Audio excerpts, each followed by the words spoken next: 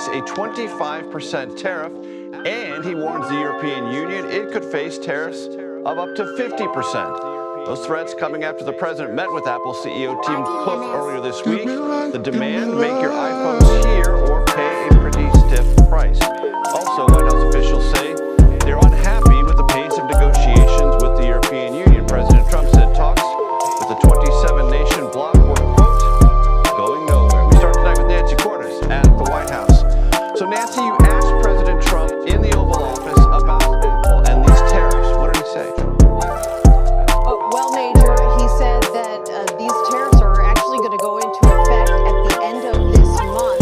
And he also argued that this is what has to happen in order to force Apple to move its production back to the United States. But I asked him why he would want to hurt a U.S. company, actually the third largest U.S. company in this way. Take a listen to what he had to say. It would be more. It would be also Samsung and anybody that makes that product. Otherwise, it wouldn't be fair. So anybody that makes that product, and that'll start on, I guess, at the end of June. So basically, Major, what he's trying to do is to pressure Apple to move its production to the U.S.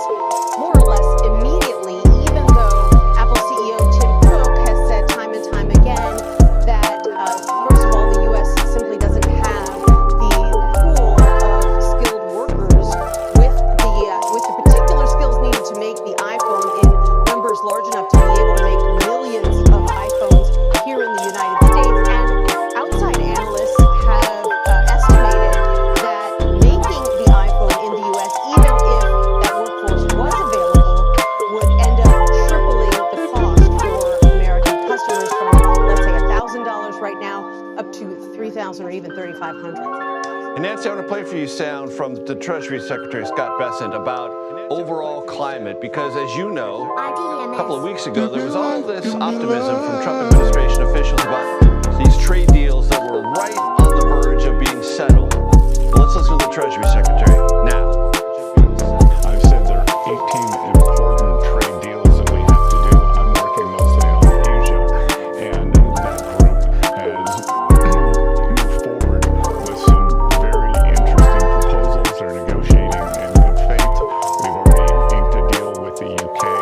I think there are a couple more coming in the near future. So I think this is in response just to the EU's pace. Things are still in process, it sounds like, and slower than certainly they were talking about a couple of weeks ago. Right, they were talking about 90 deals in 90 days. Instead, the only deal that's been announced so far is one with the UK, where the U.S. has a trade surplus, so it was easier to get that deal done. Part of the challenge has been that some of the president's expectations and his demands keep shifting, which makes it difficult to sit down at the negotiating table. For example, Tim Cook, the CEO of Apple, he knew that the president didn't like that iPhones were being made abroad, that he viewed this as a symbolic weakness. And so back in February, in order to mollify the president, Cook announced that Apple was going to be investing $500 billion over the next 4 years in building up the U.S. workforce, in building new U.S. plants, and moving semiconductor production here to the U.S.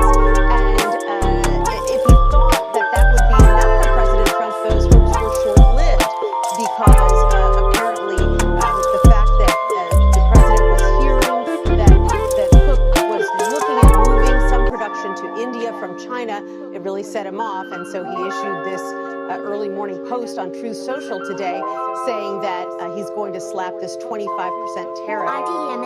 Give me life, give me love.